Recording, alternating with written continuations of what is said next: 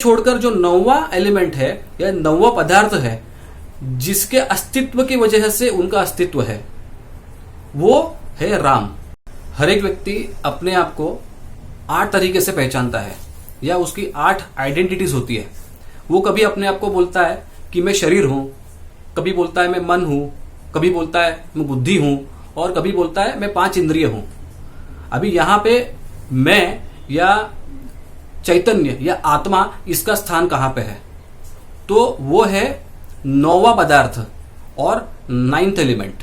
इसी 9वें पदार्थ को राम भी कहते हैं। अभी हम देखते हैं कैसे।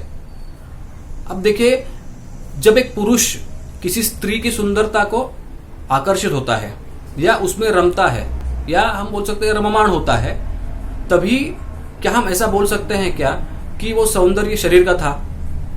अब देखिए, अगर उस शरीर से, उस स्त्री के शरीर से अगर आत्मा का प्रस्थान हो गया तो वो पुरुष जो है क्या उस शरीर को आलिंगन देगा या उस शरीर को स्पर्श भी करेगा? नहीं, वो तो बोलेगा कि अभी शरीर को जला देना चाहिए। तो अगर सौंदर्य उस शरीर में था तो अभी वो उस शरीर को नकार क्यों रहा है?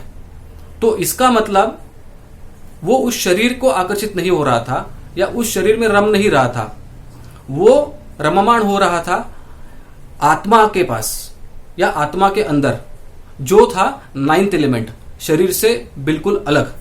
और ये आत्मा जो है इसमें वो रम रहा था, इसके लिए इसे बोलते हैं राम। तो राम ये आत्मा का दूसरा नाम है, क्योंकि जिसके अंदर हम रमते हैं उसे बोलते हैं राम। तो यहां पे हमने देखा है कि वो जो 9th एलिमेंट है वो है राम। अब देखिए ये कितना इंटरेस्टिंग है।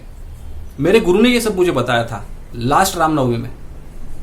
तो उन्होंने कहा कि यही होता है रामनवमी का अर्थ। तो राम को क्या बोलना है कि ये 8 जो एलिमेंट्स है, 8 पदार्थ है, शरीर, मन, बुद्धि और 5 इंद्रिय, ये छोड़कर जो 9वां एलिमेंट है या 9वां पदार्थ है जिसके अस्तित्व की वजह से उनका अस्तित्व है वो है राम। तो राम कहता है नव मी, तो 9th इज मी, ये संदेश दिया है रामनवमी में। अब ये बताने के बाद मेरे गुरु ने एक सुंदर चीज बताई थी। उन्होंने मुझे पूछा था कि मुझे ये बता कि किसी व्यक्ति का मृत्यु होने पर राम नाम सत्य है, ऐसा क्यों बोलते हैं? क्या ये सिर्फ एक कोई घोष वाक्य है या इसका कोई मीनिंग भी हो सकता है?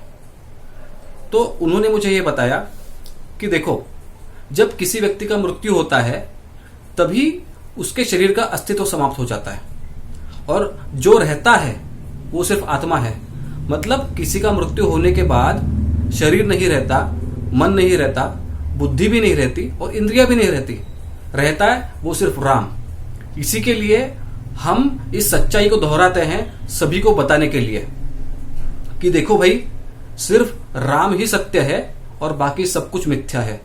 तो जिसको हमने प्यार करना चाहिए उसके काबिल सिर्फ एक ही चीज है या एक ही व्यक्ति है जो है राम, और बाकी सारी जो वस्तुएं हैं, शरीर, मन, बुद्धि और पंचेंद्रिय, वो प्यार करने के या प्रेम करने के काबिल है ही नहीं, क्योंकि उनका अस्तित्व ही नहीं है। क्योंकि जैसे अलंकार को सोना अस्तित्व देता है, अलंकार का खुद का अस्तित्व नहीं होता, वैसे ही इस पूरे जगत को, जिसमें आता है शरीर, मन, बुद्धि और पंचेंद्रिय, इनको अस्तित्व ही राम देता है।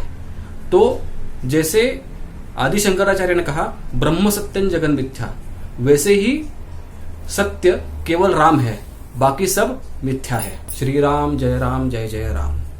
तो मित्रों, इस रामनवमी के पावन अवसर पर मैं भगवान श्री राम जी को प्रार्थना करता हूं कि वो अपने पूरे भारतवर्ष को अध्यात्म बल से समृद्ध करें।